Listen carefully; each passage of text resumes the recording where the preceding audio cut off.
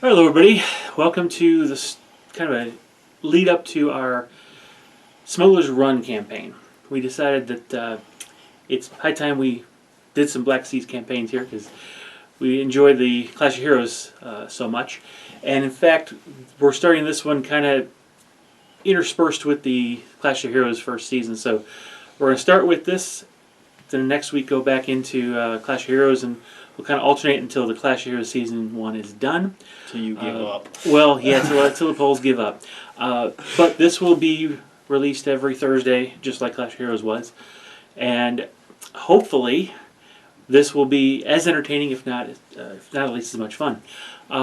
We're only going to be playing basically 5 full turns, so that's 10 games in this Smugglers Run campaign. I don't know how many of you have actually played it. It does seem like a lot of fun. We're going to find out firsthand. Yeah. Okay.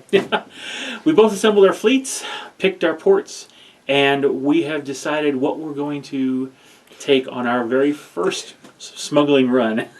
No, I just thought of something that. Uh-oh.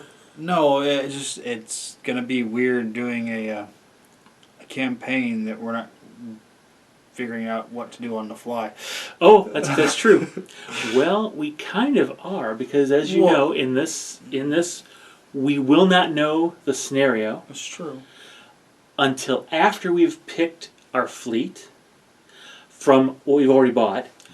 After we have already loaded the cargo, and then we determine what opponent we're facing and what scenario we're playing.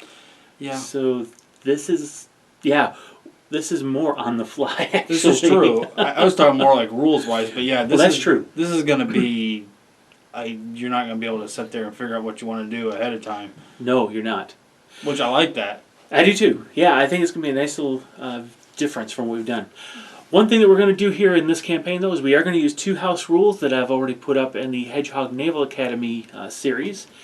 We're going to be using we're going to be using, I would say, more realistic wind. Okay. So it's the realistic wind rules that we've showed in the normal case, but for our schooners and sloops, if we ever get that far, if we're able to, and cutters as well, if the Warlord comes out with those models, they'll be able to have a slight advantage going into the wind because of their fore and aft rigged sails. So it won't affect you and your fleet, as we'll see in a little bit, but it might affect mine. The only thing it would affect me is why we're doing this is because I don't remember if I told you, right? I think I told you. I don't know if you remember that. I told the main boats I wanted to play in this game aren't in this game. The Japanese ones with the junks. The junks, yes. the ribbed sails and stuff. Those just looked cool to me. Yeah. Oh, you never know. They might actually do that. So right. There's a lot. I'm sure there's a lot more coming because now they released Zebex and everything. There's a lot more varieties coming. What? So the Zebex and galleys. These are all. The Zebex were in the north, like the Baltic. Oh. And down in the Mediterranean were the galleys. So it's kind of cool to see those added. Hopefully we're going to get some cutters and sloops released soon. But anyway, the other house rule we're going to use is the modified musket fire. So instead of the musket fire rule and automatically do 3 points of damage, the damage is based on the size of the ship. So a small ship will only do 1 damage. Medium ships will do 2 damage, which is everything that we have. Unfortunately, large ships will still do 3 damage, and we can end up running into third rates and first rates, and so if we have a bad roll. So, yeah. So that will be the only 2 rule differences, house rules, we're going to actually include here. The reason we are using the realistic wind rules, and I've chosen to use my more realistic version, is that one of the possible scenarios that you can run in this campaign is the catch the prize, which, as we've seen in the Naval Academy naval exercises, if you run with the basic win rules, it's a guaranteed win for one of the players, right? So we definitely didn't want that to happen. So we're going to make it challenging, though. We may, in hindsight, though, knowing that it's not going to be the prize ship, we can test it out at some point. The normal win rules might not be that bad because you don't have that ship going. Well, no, but all of your ships could go full sail, and they'd be going. Even granted, they may not be going 6, but they're still going 5, which is 15 total instead of 18. That's a huge way across the table. So that's why we decided to do this. So stick around. Coming Thursdays at 6 p.m. Our local time, you'll be seeing each scenario as we play. Each week we're going to be trading off. So 2 weeks per game turn.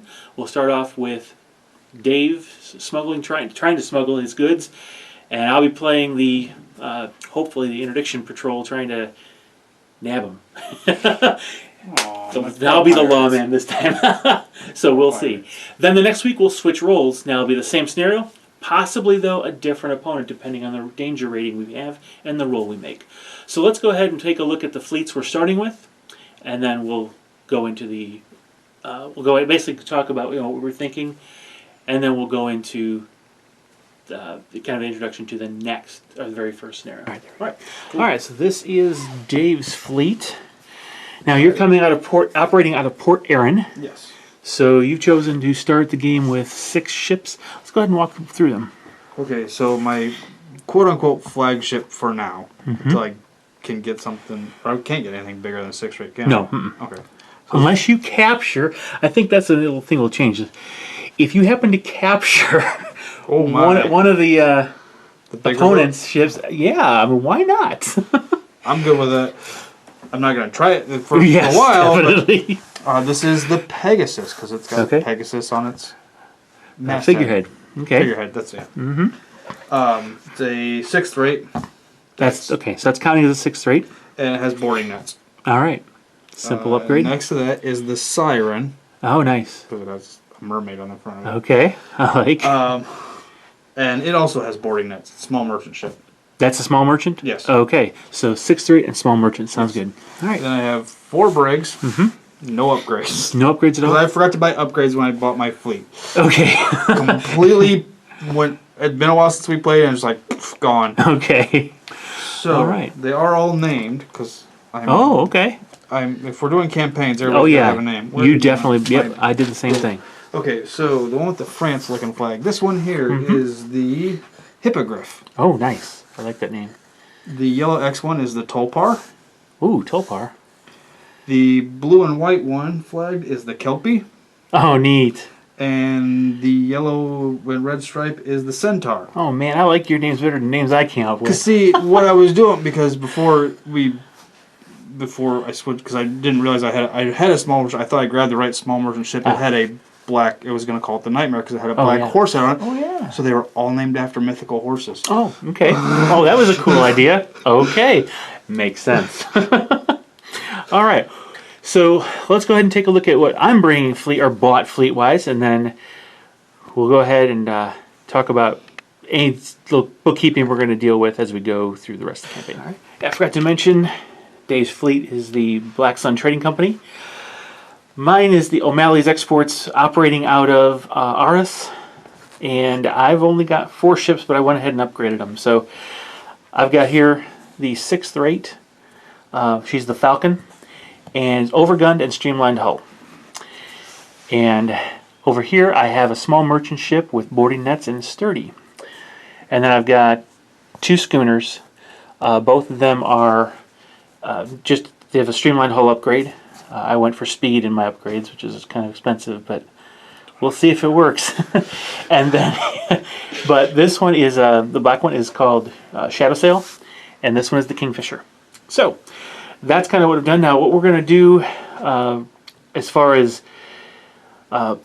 we don't have, since there is no cutter model available yet, and that is actually one of the ships that is available in the enemy fleet, we're going to use schooners in their place, but we'll mark them and identify them separately as cutters if we need to. The only difference between a cutter and a schooner really is the gun. Light cannon on a schooner, heavy cannon on a cutter. So cutters are a little more dangerous. Same hull point and everything? Yeah, okay. Same, and yep, 10 more points for a cutter. So that's pretty much the only change. As far as what you're going to see as far as the ships on the table, we will roll randomly each game to figure out what it is we're going to do. So stay tuned. See you guys in the very first episode of Smugglers Run. Bye-bye.